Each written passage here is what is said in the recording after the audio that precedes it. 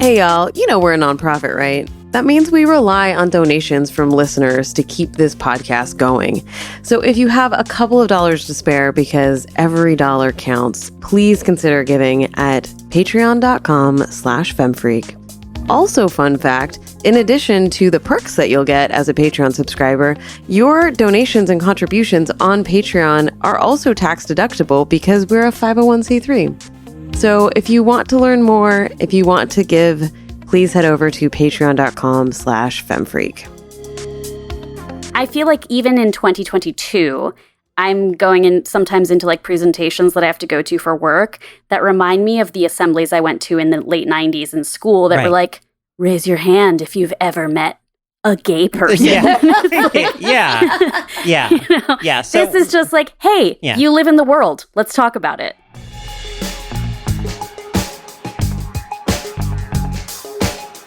Welcome to Feminist Frequency Radio. This is the show that asks you to be critical of the media you love.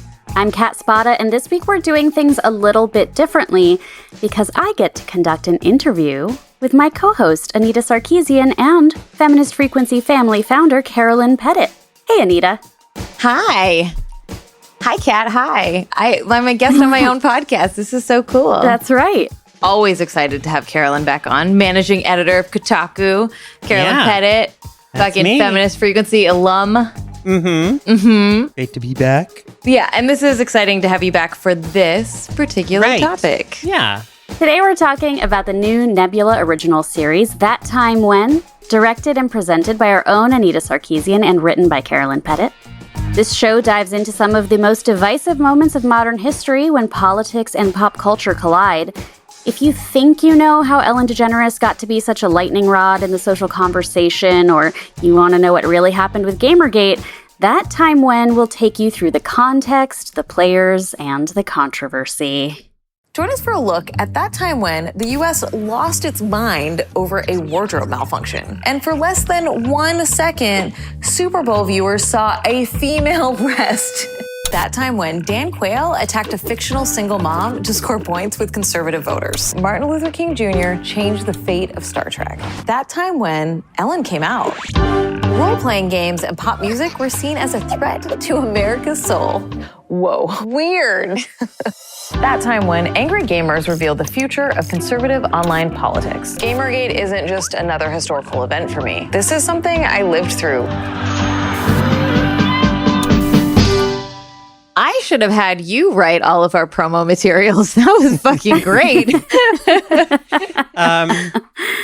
Yeah. Are we just diving right in to the Yeah. topic? Is this it? Okay. Yeah. Well, so let's go. Okay. Well, so let me pull back the curtain a little bit, if I could, to kick things off, because yes, you said written by Carolyn Petit, and it's true. I do have writing credit like on this, and which I earned. I mean, I definitely did that work, and I'm proud to have that credit. But I also want to say that it was very much a collaboration, start to finish. So first of all, the concept was all Anita. The stories that we set out to tell with this series were all like Anita's ideas, and the kind of arc that we were crafting in sort of revisiting these historical events and instances.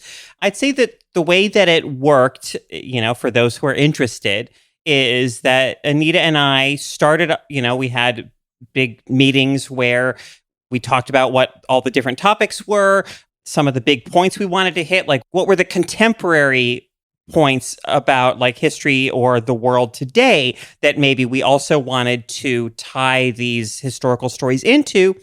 And then with some of that rattling around in my head,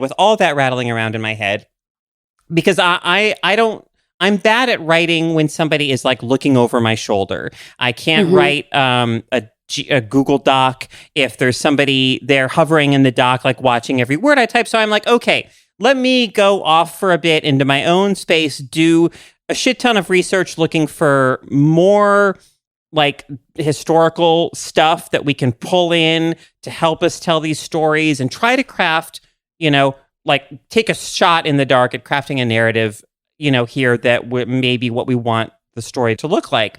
And there's a lot of challenges involved in that. One being that these are all things that, people have written books about or could write books about. You could do 90-minute documentaries, for feature length on a lot of these stories. So we really had to ask ourselves, what is like the essence here of how do we tell this story in a way that's going to be engaging to folks and human and lively and hopefully and not, but also, economical, right? Hitting the major points. Then I'd come back with rough drafts, and Anita and I would go over them very much collaboratively. Again, she'd offer all kinds of notes, suggestions, rewrite things, say tweaks, for things that, just offer new stuff to put in and cut out and so on and so forth. And, and then I kind of maybe go off on my own a bit and try to incorporate that, bring it back to her. And so it was very much this kind of back and forth collaborative process the whole way through until we kind of got to where we wound up with them. Yeah, it's interesting how credits work. Mm-hmm. I think in a traditional structure, I would be the showrunner. Right. Yeah. I'm credited as the director and host of this thing, but I would have been the showrunner. But like all of the research and all of the words are Carolyn because they're beautiful words. But there are definitely, I remember moments where you like, there's some scripts where you're like, I got it and nailed it. And you're just like, fucking done, one and done kind of thing. And then other ones that we'd keep coming back to and being like, there's something missing. Yeah. Like what's missing? And I remember the one that I remember the most clearly was the Dixie Chicks episode. We were really struggling to create some kind of deeper connection and tie. So the Dixie Chicks episode is about when the singer of the Dixie Chicks basically came out as against the Iraq War. And so we're like, oh, cancel culture, great. This is an perfect opportunity to talk about how bullshit cancel culture was. And so Carolyn went and wrote all this beautiful stuff. And then we're like, there's something still missing. And I don't know if you were at my house when we were doing this, but I remember laying on my couch and being like, what is it? What is it? What is it? There's something missing. And then it just like clicked into place because I remembered that in the 80s and 90s, the Republicans introduced the concept of political correctness as a way to as a way to undermine the growing movement around academic progressive thought, specifically around racial critical race theory and feminist theory and those sorts of things. And I was like, oh my God, this is the same thing that they fucking did, right? Like the Republicans and the conservatives are such rhetorical masterminds that they create these little soundbite words that then get sucked into the mainstream, and people who are not aligned with them politically start using that. And so you'll see, like, it's not like PC isn't used as much today, but it was like decades of people being like, oh, you're so PC. You're so like, if you're like, hey, maybe we should not use certain words because they're offensive or reinforce oppressive values. You would just like, average fucking liberal person would be like, PC culture. And I was like, that's the click, right? Like that was the thing that I think made that episode so much deeper. And so we tried to do that in a lot of these episodes, is be like, what is the like, how do we dig a little bit deeper in 10 minutes? These are short episodes. And what I found interesting, I don't know, Carolyn, if this was the same for you, is, I think I came up with most of the topics. I think maybe you came up with one or two. And they were just like literally just top of mind, whatever, I think this would be interesting. And as Carolyn was researching and writing them, we started to observe that like, so much of this is about puritanical reactionary backlash. Like it ended up being like, that's the point of the series, which we didn't even know going into it.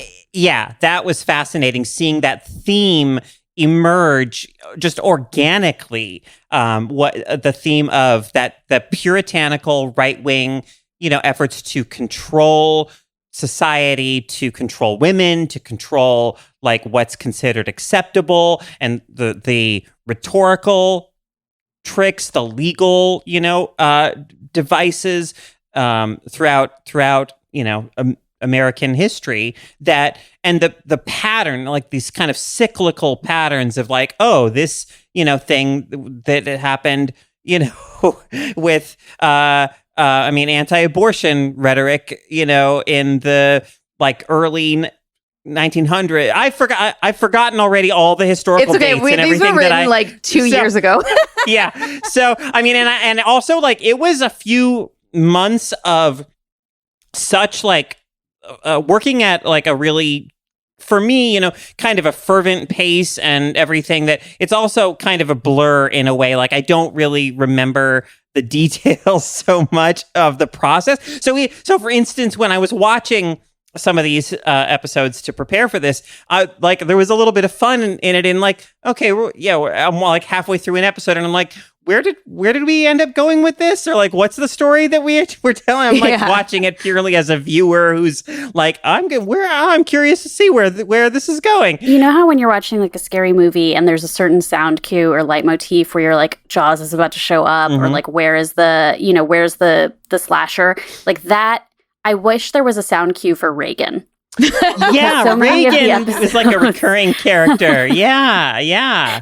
I was even the Hollywood Blacklist episode, I was don't fool you don't fool me. I know he's coming. Yeah, totally.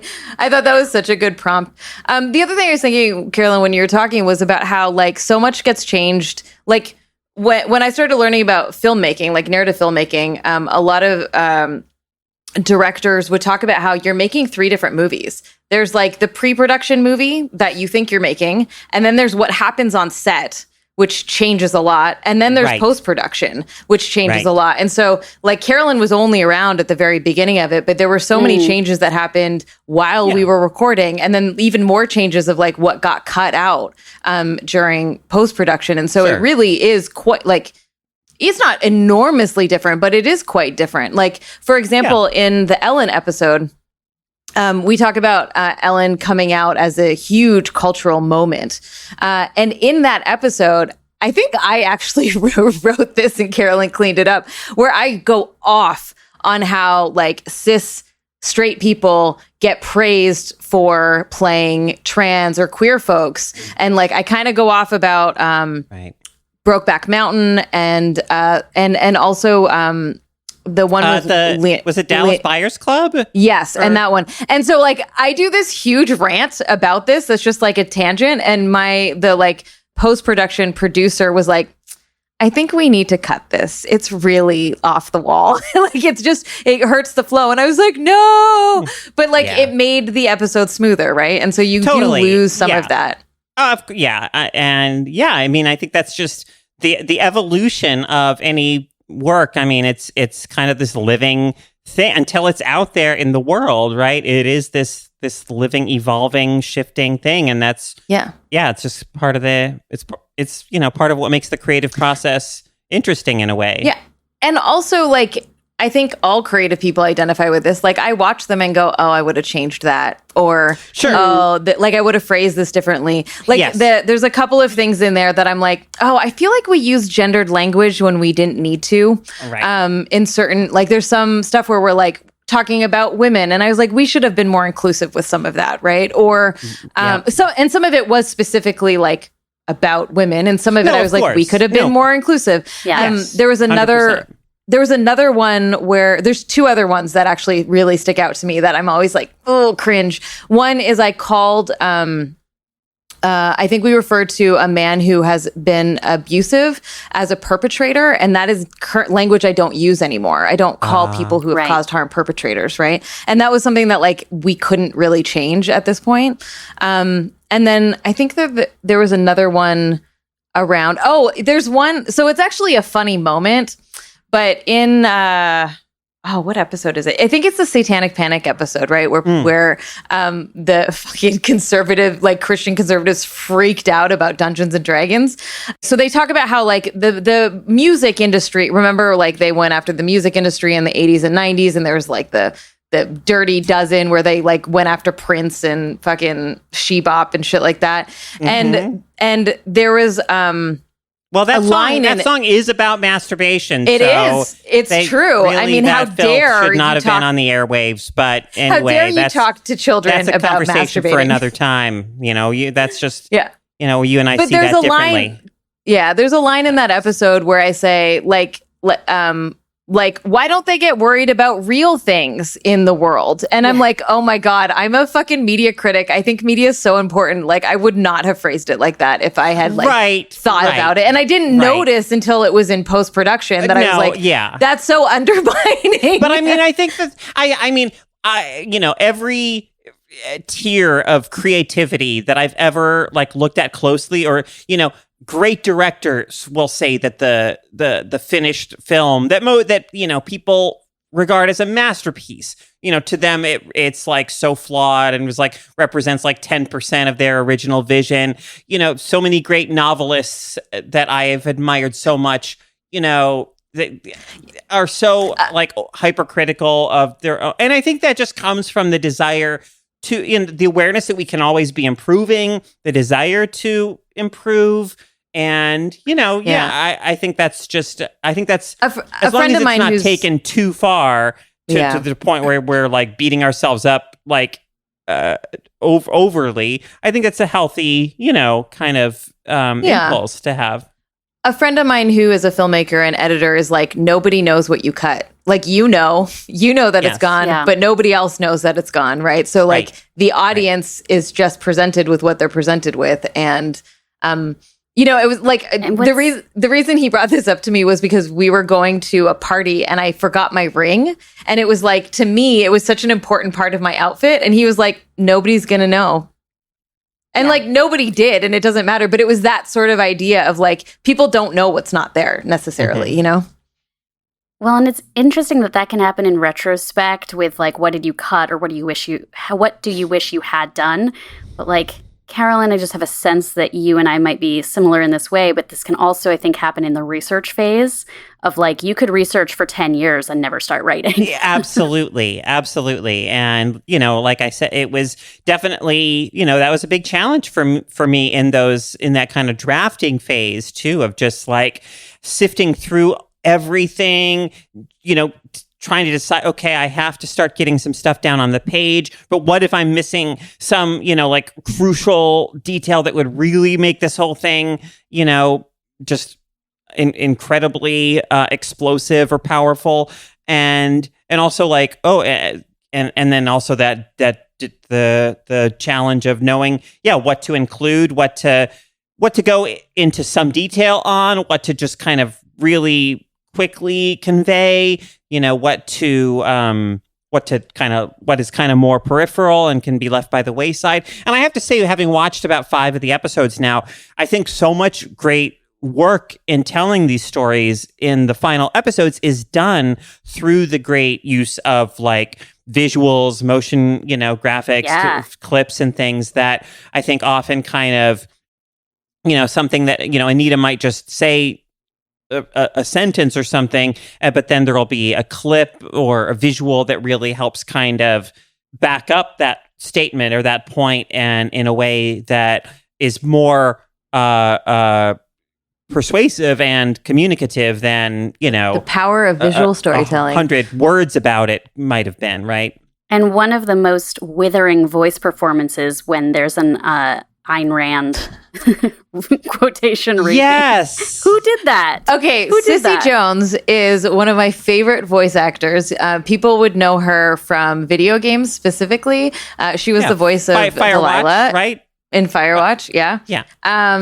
And went on to do other wonderful things. Sure. She just like it was. I'm new to directing, and so she is such a pleasure to direct because I'm like, can you do this accent? Okay, can you do this accent? Can you do it like a little less? Can you do it a little more? And I was just like, this is fucking perfect. And I like when I read that script, when Carolyn presented it, I didn't know Ayn Rand had anything to do with the Blacklist. And I died. I was like, this is fucking gold, like just gold. And some of the first that was the first video that was edited, the Hollywood Blacklist one.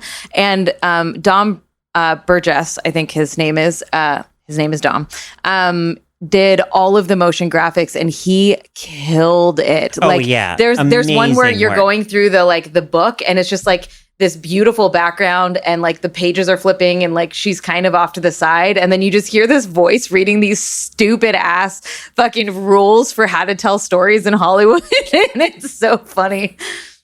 So I want to just zoom out a little bit for listeners. Like there was something about this that, first of all, like you mentioned, these are like 10-minute episodes. And it kind of reminded me of growing up on the like VH1 Best Week Ever. Like, do you remember this 1973 or whatever shows? And then today where you'd have those like 90-minute podcasts you're wrong about or stuff you missed in history class, which I enjoy those, but I do occasionally used to fall asleep too. And this is like a great little marriage of like, it's 10 minutes. You know, there are a couple of episodes that might be topics that are brand new to viewers. And then there are other ones where you're like, oh my God, of course, the first episode, Janet Jackson. Right. At the time of recording, that's the episode that's out already. Yes. Oh yeah, I remember that. I was there. I know everything about it. And then 10 minutes later, you're like, oh, well, I knew just a little bit of that story. And I think even, I watched, one of the episodes I watched was the Ellen episode, which is out when this airs, I think. And like, I'm so glad that in that episode, we say things like, now you might be wondering why this is such a big deal, because already, like, to me, it feels like they're very recent past. But I mean, I work with people, literally like my coworkers of mine who are, adults with jobs and everything, who literally weren't born yet when that happened. So, and I'm so aware of like how among like queer people, the sense of history, and it's very easy to grow up thinking that things were always a certain way, or to not really have a sense of just how different things were even 3 decades ago. So yeah, I think, I'm glad that we tried to present it in a way that doesn't like assume that people are coming to it with like all this lived experience or, knowledge of things. But also, and maybe I'm saying this from the perspective of someone who knows the two of you and is also like on board for the messaging, right? It's like not like I need the spoonful of sugar for some of these. Right. But like I didn't feel talked down to. Yeah. Like there's an assumption of media literacy, even if you don't know the details or you don't know the story. And I really appreciate Thank that. you. That's, gratifying to hear because it can be a tough balance. I had to sit through an assembly in like I feel like even in 2022, I'm going in sometimes into like presentations that I have to go to for work that remind me of the assemblies I went to in the late 90s in school that were like, raise your hand if you've ever met a gay person. Yeah. So this is just like, hey, you live in the world. Let's talk about it. Yeah. I mean, and so like, in one episode, Anita's like, about something in particular. She's like, but if you don't believe me, like, why are you here? Yes. And so it's, I think we don't do the thing of almost got cut out, by the way. And I fought to keep that in because I was like, that's a good, important line in terms of like we wrote this for a different audience than we would have written it for if it was on YouTube. And I think that's what makes this series better, because we didn't have to do all of the counter arguments and all of the sort of like setup and everything. Like it is on Nebula, it's behind a paywall, it is a particular audience that is coming into watching this with good faith, right? They're giving me the benefit of the doubt as opposed to us having to be like, oh my God, we're gonna get attacked off the bat. And so I think it makes the tone different. And I think it makes it better, Yeah, it's more human, it's more conversational in a really engaging way.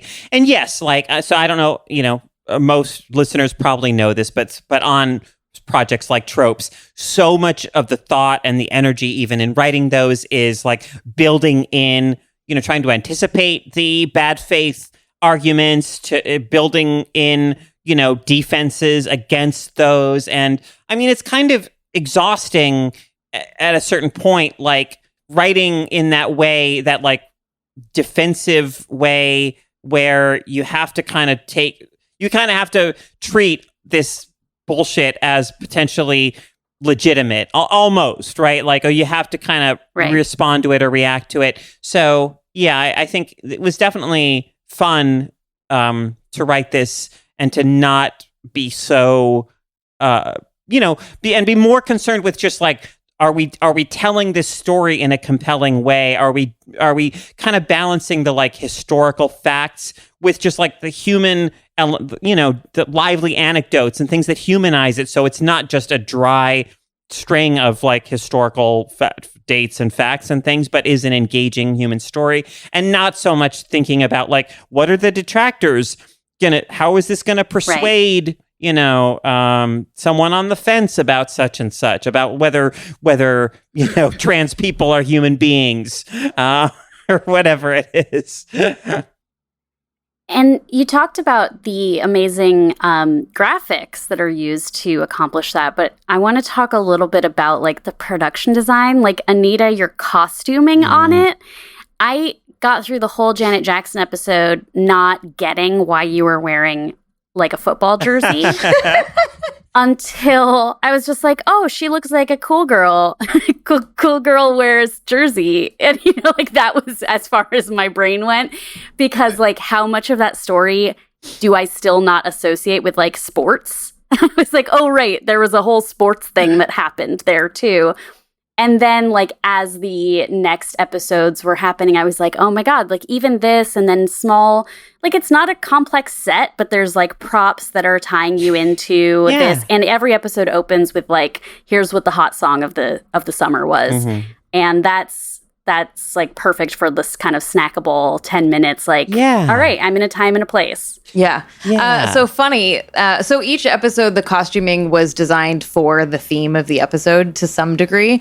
And for the Janet episode, we definitely like started out being like, cool, like let's wear like fucking leather and like cool, dope, like Janet outfits, like from the 80s and early 90s, Rhythm right? Nation. And it just that like didn't work. And so I was then going to wear a Ted Lasso jersey as a joke. And then that looked like crap on me. So I raided my neighbor's closet, who is a big sports fan, and ended up wearing this jersey. And it's actually Reggie Bush's jersey from USC, which I didn't know anything about, because I was like, yo, whose jersey am I wearing? Like, is this going to be a fucking problem? Because, sports dudes. Right. And what's funny is now that I know, Reggie Bush was like, there's a whole controversy around Reggie Bush in terms of like, he got kicked out or he was like disgraced because he took money from agents, but then that rule has since changed. And so now he's like back and like people are like, he should get credit for his role. But anyways, it's just really funny that I doubt anyone watching this is like a hardcore like college football sports fan that will understand the story of that jersey. But I like had to make sure that I wasn't wearing like, it's football, like it's the NFL. Yeah. It like, I mean, it's not the NFL. Somebody that's like killed their family. Yeah. Like, it's like a non-zero. Yeah. So it was just funny. Anyway, so if you know that what that jersey is. But that's what it was. Like, we defaulted to sports. And I will say too, if you go to my Instagram, you will see some dope behind the scenes photos that me and my DP, Nina Ham, did, where we like just did these like goofy impromptu photo shoots where I was like, I look like a football wife. And so we did these like goofy living room photo shoots as like, with the football and the fucking whatever props we had for it. That was pretty like good. The big foam finger. The big foam finger. Yeah. I like literally took notes on all of these 10-minute episodes, and I am not about to take you through all of them, but I had this thought during the first episode, and then as we talked, like, and other topics get into the, like, PC gone mad turns into this, like, dog whistle about cancel culture. Yes. I had a moment thinking about Justin Timberlake. Mm-hmm. And there was a time in my young life when Justin Timberlake was the most important person on the planet to me. And it was so easy for me to let go of that as Great. I learned about him. And I just thought, like, why is it so hard when people are like, but I love Woody Allen movies, or but I like, but they always seemed so great. Like, why is it so hard for people? I loved Justin Timberlake so much. He was plastered all over my locker when I was a child. And then he was someone, like, I think I was just like, I'm kind of annoyed by this Take Back the Night song. I think I'm kind of annoyed with what's happening after Janet Jackson. I think I'm really pretty annoyed by that. I think I'm really kind of upset about Britney Spears. Like all of these things where it was like, oh, you can just change your mind about people when new data comes into the equation. Absolutely. And like, I'm using him as like a jumping off point because that's in the first episode. But I thought that was something I thought about again with Ellen. Like, you acknowledge the fact that there's valid reason to dislike Ellen DeGeneres. And there's also valid reason to respect the huge career sacrifice that she ultimately did go through at first. Like, she had a real blacklist of her own. No, she did. Absolutely. I think yes. I think we can acknowledge that there are people who have been instrumental to cultural change that might not be good people. And that people are complicated as well, and that we can't, and it's like, it's the same thing that I think comes up all the time in our circles around, like, does a piece of work that is instrumental and foundational in film or games, does it immediately become not instrumental or not foundational because we later find out the creator was bad? Like, I think these are personal choices, but I think that thing still happened in that moment in time and had an impact culturally. And like, I don't think we don't talk about it or acknowledge it because of new information. I think we just position it and frame it for what it is with all of the data that we have now, And, the thing about the Janet, so what's been really interesting and frustrating being in post-production during this year was that a bunch of the topics that we talked about became like headline news all of a sudden. And I'm like, oh my God, if only the show was out. Like, we did an episode on it. So Janet came up, Satanic Panic came up. Nichelle Nichols passed away this year, which is so sad. Yeah. We also have an episode about her. And the thing about like Janet Jackson, the Janet Jackson episode, for example, is that like at the time, nobody was giving shit to Justin Timberlake. He was just like erased from the picture. And it's only recently in revisiting this story and revisiting the incident that people are like, wait, Justin Timberlake is kind of a piece of shit. Like, why did we let him off the hook? And it's because we have now changed as a society to be able to recognize that he should have been... he shouldn't have gotten, the disparity between what happened to her publicly, like being basically crucified, and him just being like, we're just like, it was just a little thing. Sorry, everybody. We just wanted to give y'all something to talk about. Woo! Yeah. Lol. I think it's really interesting that as a society now, we're at a place where we can see that and acknowledge it. And I'm really happy that we're reframing some of these historical events to understand because we can't change the past, but we can understand them differently now. And there's a line that you said, you referenced earlier, if you don't believe me, why are you here? And I think significantly that's in the Gamergate episode, which is the last episode, and where you acknowledge, like, I'm personally connected to this story, and there's stuff I'm not going to get into, but you can Google it, which I thought was great. But there's something you say in that episode about people who have always been dominant in a given space and who feel that dominance start to slip just a little bit. And I feel like it's become more, you even referenced that there's an episode about Lois Weber, a predominant filmmaker in the early days of American cinema, and how she had to like change and bow to certain pressures in order to like soften some of the messaging of her stories. So, like, we're looking at this whole legacy of generations of people who can or cannot take accountability. And I think it's really interesting that, like, the people who the Dixie Chicks will change their name. And they will not feel bad about having to do that. They will not feel put upon or like it's a penance that they have to do that. They will just do that because it is the thing that they want to do, that their fans want them to do. Lizzo and Beyonce have been called out for ableist language in songs and have edited the songs. Right. So it's like, who are the people who are making the changes? The people who've already been forced to adapt to the dominant.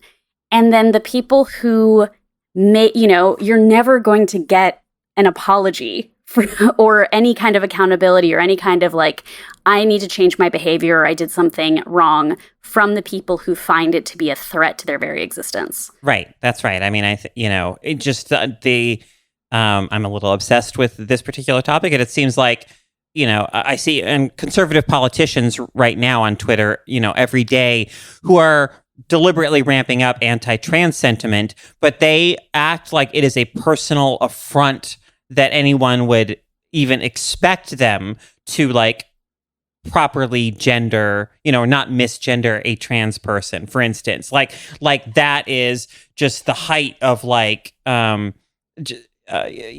like imposing and restricting them. Like, whereas for, so many of us like who don't get to live in privileged bubbles where society has always kind of catered to our every, self-serving notion or idea or what have you, like we want to adapt to be more like respectful of and understanding of our fellow human beings. It's a stark divide, to be sure. Well, like Anita is, fretting over turns of phrase she wouldn't have used. I remember recording a podcast episode in, I want to say 2014, in which I had like just learned the word intersectionality and I was trying to explain the concept. And I was like, I'm not sure if I quite have it right, but I think it's this. I still think about that, and I'm like, should I go edit that episode? Right, and then I think like, okay, right. Like the way, like those of us, like will obsess over. Oh God, I really think I said I didn't use the right word there. I'm sorry, that was not the most sensitive or appropriate language to have used. Whereas Ted Cruz will just tweet like, this like male teacher in such and such school is pregnant. You can't make this stuff up, or whatever, and just like balking at the very idea that anyone would the whole. Well, and it really is just a matter of throwing alphabet soup at the wall and making words. That's at a certain point. Unfortunately, possibly because I am registered no party preference, I get both political versions of spam texts. Sure, great. And in my haste to report them as spam and delete them, I sometimes see a phrase that I'm like, what? And one I saw today was like, fight against a woke military. And I was like, what? Yeah. Like, we're just pulling words off of like 2011 Twitter at this point, and it doesn't mean anything. I mean, woke is another one of it's become another one of those rhetorical tools for the right, not in its actual usage and purpose for the right. It's not unlike things like political correctness or what have you, right? It's a kind of a cudgel to try to keep in, with the acceptable ideas, in line. It happened very quickly when Me Too, like, we know Me Too was around for a few years, and then in 2017, like, found its way to white women in Hollywood. And how quickly that became, like, he got Me Too'd instead of, like... Yes. Somebody had the bravery to speak out about his actions. Yeah, like, he's being held accountable for his incredibly, horrible actions. It's like, it became the there's an example in one of the episodes where we talking about the phrase witch hunt, the Blacklist episode, because we say like, what happened then to all these innocent people whose lives were destroyed, these hundreds and hundreds of people, like that was a true witch hunt. It was a baseless, completely baseless, destructive fear. But now it's like I think the fake, the ridiculous contemporary example is something like Terry Gilliam or some other, contemporary dude being like, this whole Me Too thing is a witch hunt for, like men being held accountable for their actions, for sexual abuse, for rape. Also, let's clarify, they're not being held accountable. They're just being called out for their shit, Right. They're, yes, exactly. Yeah, very few of them very rarely are are they actually in any way held accountable. Right. Good point. Oh no, I have to diversify my revenue streams. Like, Yes. Yeah. Yeah. Anita, I think I cut you off. No, I was just thinking about how, like, we're talking about language, and so there is a difference in how the conservatives will create words to put into the mainstream public. So PC is a word that they created and put into the public language, and then there's the ways that they co-opt social justice terms. Right, like that terms that have already been created by oppressed groups, and then they co-opt them. Those are like kind of the two facets in that we've been discussing on this podcast specifically right now. And I think that that's an interesting difference. Yes. There's one moment I would just love for our listeners to hear, because if all of this didn't get them excited to go and subscribe and check these episodes out, this is the one that made me go, oh, brother, out loud to my television. Now, we've all heard of Mothers Against Drunk Driving, but in the Satanic Panic episode, would you please tell me what the organization was that was founded by a grieving, troubled woman, but who formed the dorkiest ever organization name? Do you remember this, Carolyn? I do. Well, yes. She formed an organization called BAD, which stands for Bothered About Dungeons and Dragons. I died having to read that in the script. It was we were like, this is so dumb. How do we actually play with this a little bit? Because it's so bothered about Dungeons and Dragons. Are you fucking serious? Yeah. There was a bit of a reach there, maybe a little bit of a reach. I'm going to go to Lids and get a hat with that embroidered on the front. I just love it so much. I mean, it's dark and it's sad, but it's like in those moments when something is absurd like that, it's so hard not to whatever. The conservatives make fun of us and our language and our shit, but our shit is all predicated on about respect and agency and caring about the humanity of people. Their shit is all about attacking and maintaining the status quo. So they come up with all these stupid acronyms and these stupid movements against things like this. And there's just so much shit that is hilarious and laughably stupid, because it's just there was definitely a bunch of moments of that in this series. Just literally today, I saw, or Kotaku actually ran a story about a mural at a school. I'm off work this week, so I read it. I didn't work on the story. Is an elementary or middle school mural, right? That has a trans flag in it and a video game character wearing a mask. And literally parents objected to it and called it satanic, literally satanic. So that is still for a certain stripe of religious conservative who actually believes that Satan, is a kind of actual force working in American culture and politics. That is still such a quick and easy knee-jerk go-to to condemn things that kind of scare them and that they don't understand. And so I highly recommend the documentary Hail Satan, which is about the modern American Satanist movement to basically just to start conversations about religious pluralism, really. Mm-hmm. And that if we can have a 10 Commandments in front of a courthouse, why can't we have Baphomet? And it's obviously it doesn't work. I mean, it doesn't work to do that because you get people who are but Satan. But they're just trying to say, well, why not then the Buddha or any other religious figure? Sure. Why just the one? And I think it's a weird documentary, but enjoyable. Yeah. Well, will you tell us? No, go on.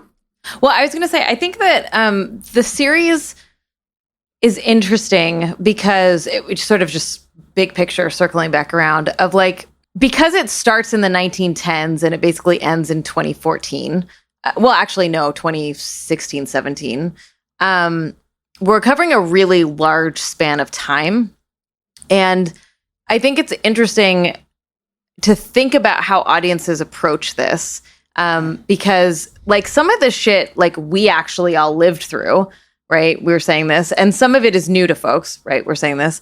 And I think for me in researching this, and I don't know, well, I didn't do research, but in working on it, like it was interesting to me that I'm like, oh, I grew up being like, wow, Pat Robertson is fucking insane. You know, like we had those like leaders, those like conservative leaders that everybody knew, just kind of around. And it's interesting to think about the shift in who took over those positions and what those look like now, right? Because I'm forgetting, I don't know why I can't remember the name of the other really huge Falwell. Thank you, Jerry Falwell. Which I think young people are just like, who the fuck are you talking about? And to us, it's like, man, they were everywhere all the time, so instrumental in the rise of the evangelical movement in America.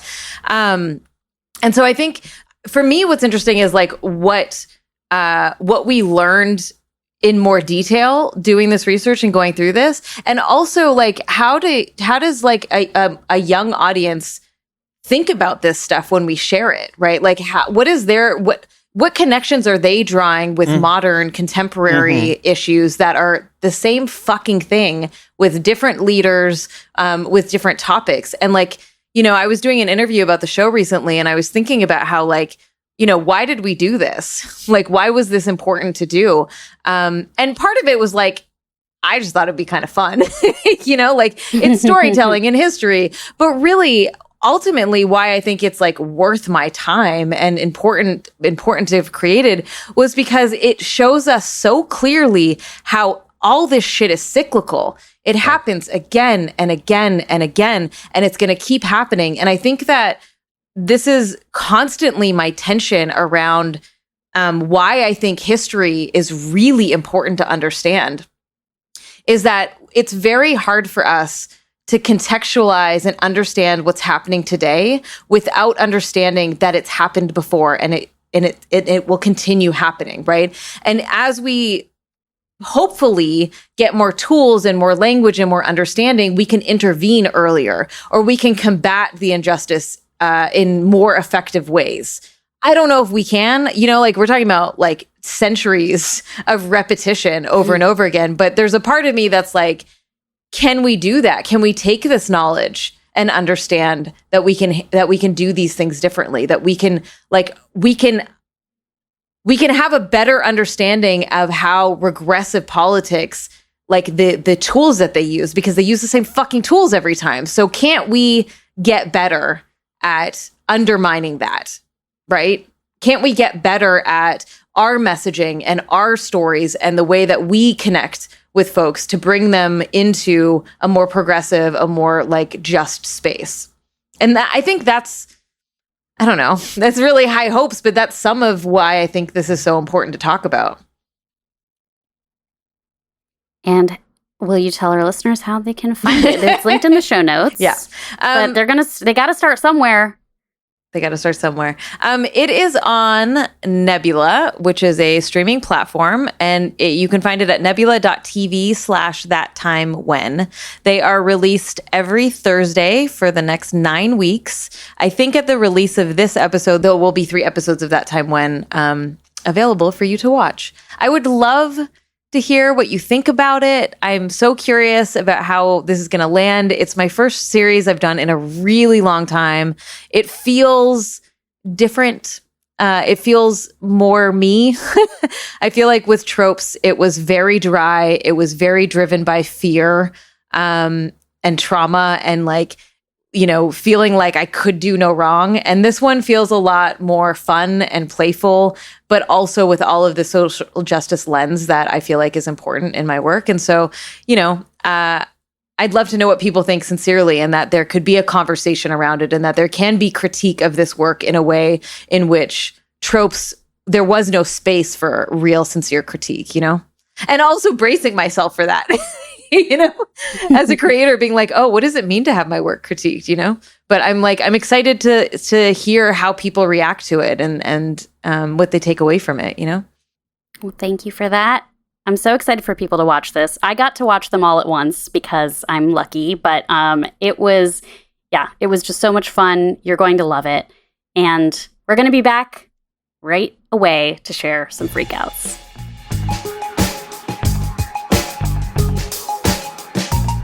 If you are enjoying our show, please consider supporting it on Patreon. Your monthly or annual tax-deductible gift helps us keep the show running and on the air. By becoming a patron, you're supporting independent feminist media and a nonprofit that's working to end abuse in the games industry. Plus, patrons get a special bonus alongside each episode of the podcast. Of course, we know that not everyone has the means to financially support the show. So, just taking a moment to give us a star rating and review on Apple Podcasts or wherever you listen to this show can help new listeners find us. We appreciate your support in whatever way you can provide it. Now, back to the show. What's your freak out? Now it's time to talk about what's been thrilling us, moving us, upsetting us, or infuriating us this past week. Carolyn, what about you? Yeah, so I've been on vacation this past week, and one thing that's given me the opportunity to do is go see a few films. And I saw one film the other day that I really quite liked. It is a new, I believe it's a Lithuanian film, and it's called Vesper, and it's a science fiction film that is about a young girl, like 13-year-old girl named Vesper in a post-apocalyptic future where like some very wealthy people live in these citadels, but also a great many kind of poor people have to fend for themselves out in the spaces outside the citadels, and Vesper is one of these people. And it's a difficult film to summarize because so much of the experience of it is about the tone, the atmosphere. I would say that tonally and visually, I don't know. It owes a lot to filmmakers, kind of like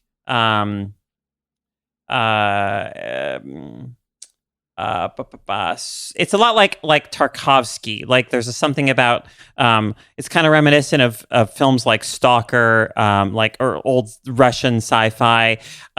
But it's also it's a film that offers us, I would say, a new kind of post-apocalyptic superhero. Like often when we think of post-apocalyptic stories, we kind of think of things maybe like Mad Max, or in video games we think of things like The Last of Us or Fallout, and there's typically a lot of violence involved, and there is violence in the world of Vesper.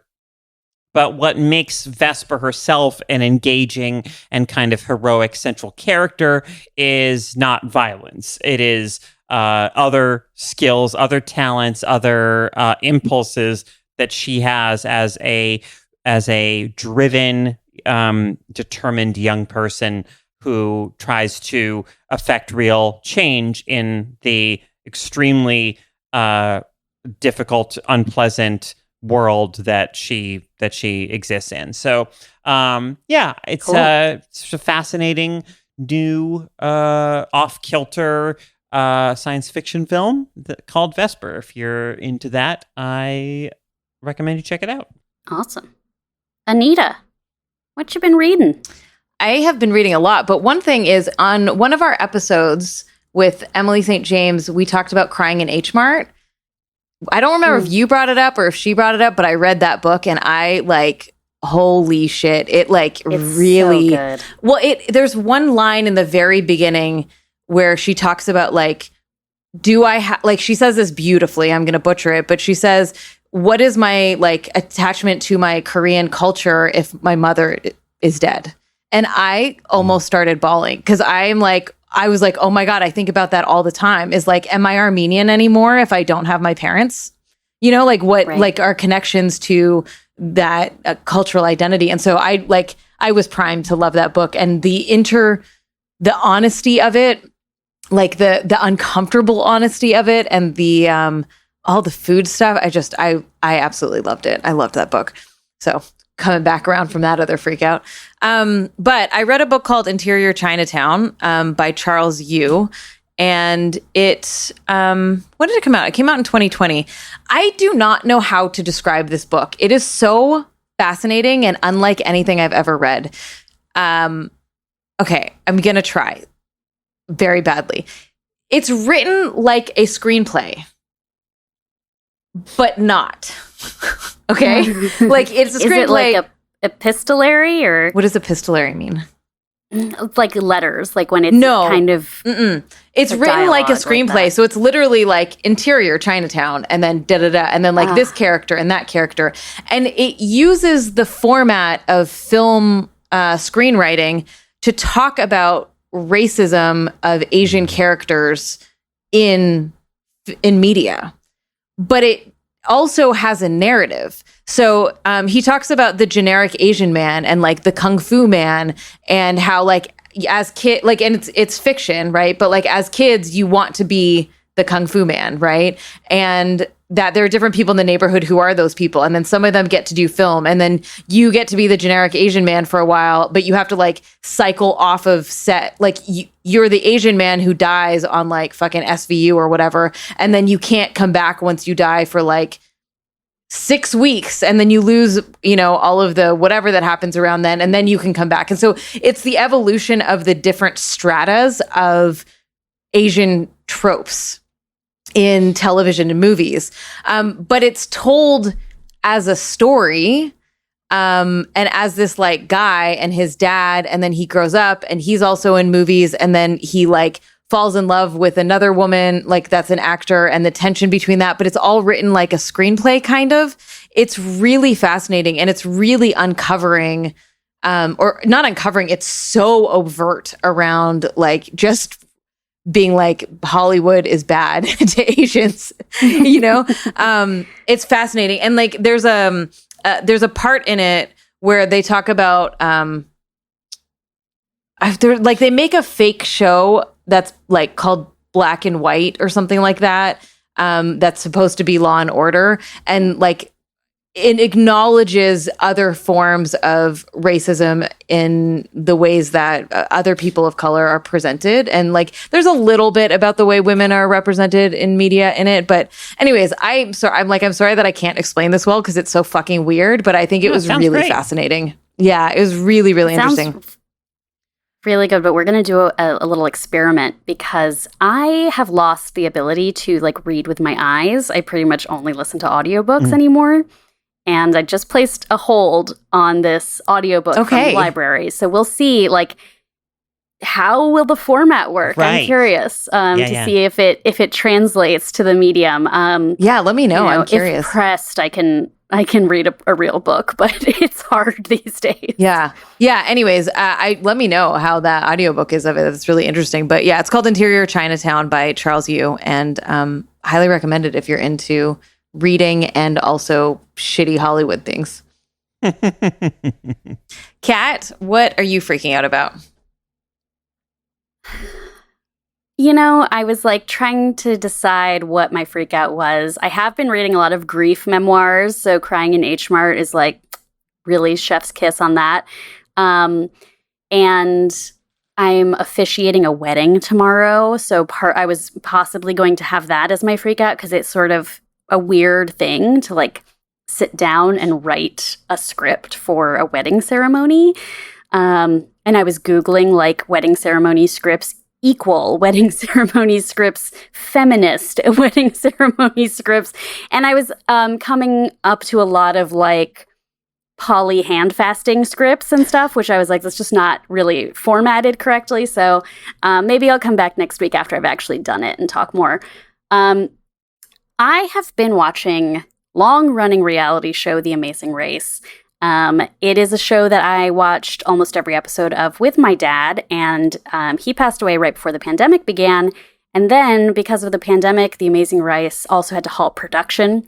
So it went from being this show that I'd watched weekly since I was in high school to something I just like didn't even think about. It was completely gone from my like low emotional impact pop culture media consumption. So I caught up on the last season because I knew there was a new season coming. And I have been really enjoying listening to the podcast, The Gaymazing Race, which is co-hosted by former Feminist Frequency Radio guest Karen Tongson. The podcast is actually produced by the USC School of Gender Studies, I believe, it's either gender and media or gender or media studies, but Karen's a professor there, and it's really great to hear her and her co-host talk about the gay themes that they see that they are sometimes searching for in The Amazing Race, but they're two women who like to eat and travel and explore and hike, and they're watching the show, and every week they're kind of like, well, the only Gaymazing team got eliminated in week 2, but we think there might be some Gaymazing vibes on this team. So they're kind of doing a little bit of playing with the show. But it also is, I always appreciate when people take something that seems like sort of light and silly, like The Amazing Race, and watch it and genuinely talk about like, what is the power dynamic when you have a physical challenge that a bunch of Americans are conducting in this other country? What's happening in this moment? What do we think the bystanders are thinking? Like, they really get into it, and it's a cool podcast. If you have ever watched The Amazing Race, their first episodes are kind of historical. They're saying, oh, here's when the first lesbian kiss on CBS happened, and they interview the contestants, from 15 years ago.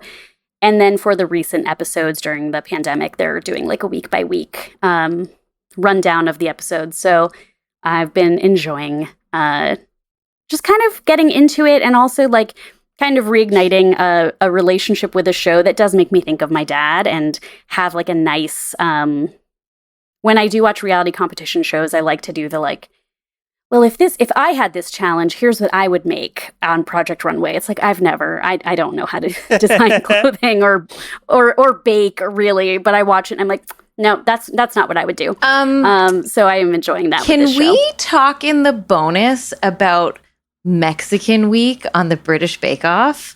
Yes. Can we please? Okay, great. Yes. Y'all heard it here. We're going to talk about this in the bonus. Get thee to Patreon so that you can participate. It's the only reality show I watch, and I'm like, what the fuck? Okay. Anyways, yes, that's really lovely. It's nice to find a reconnecting to something that was so meaningful for you in like a hardship moment, Yeah, and there's so much that I think that can be said about like what people take with them when they leave us. And sometimes that is a cultural connection. Sometimes, like, something I've been thinking about lately is re-grieving people who died long ago, right, but who my father was a connection to them. And so I haven't like been sad about my grandma's death since I was little, but now I'm kind of revisiting that and thinking, gosh, any conversations the two of them had are, star stuff now, like that kind of thing. The other, I will say, Anderson Cooper's new podcast about grief is also quite interesting. Yeah. Some interesting interviews there. So nice. If you like digging into some of that tearjerker stuff, I'll recommend that one as well. Nice.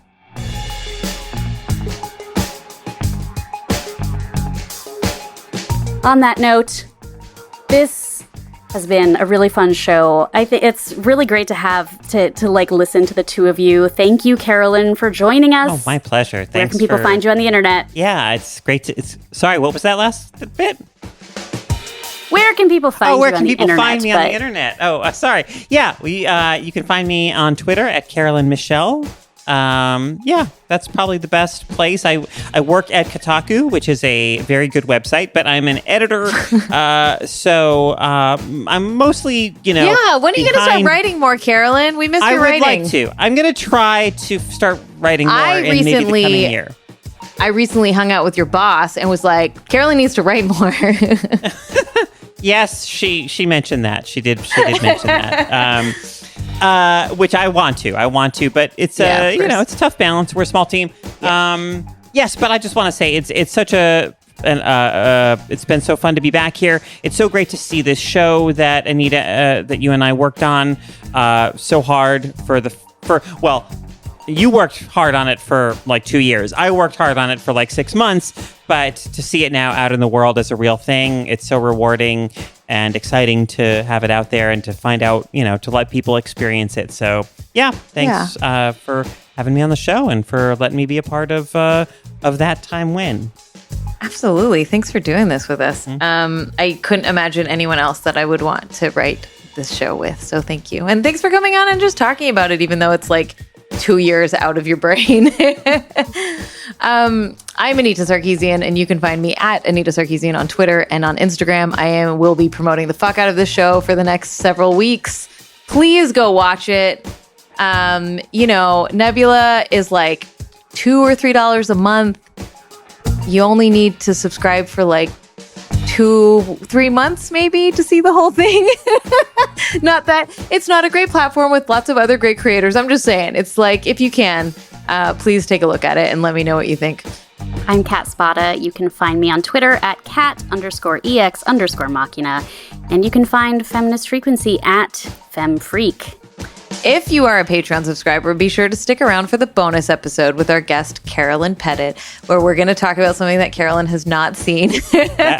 Although we might talk about we didn't get to talk about the set, which I fucking love the set of That Time When. So maybe we'll talk a little bit more about that. If you like this show, please help other people find it by subscribing, rating, and commenting on whichever podcast app you use. Thanks so much for listening. Bye. Bye, everyone.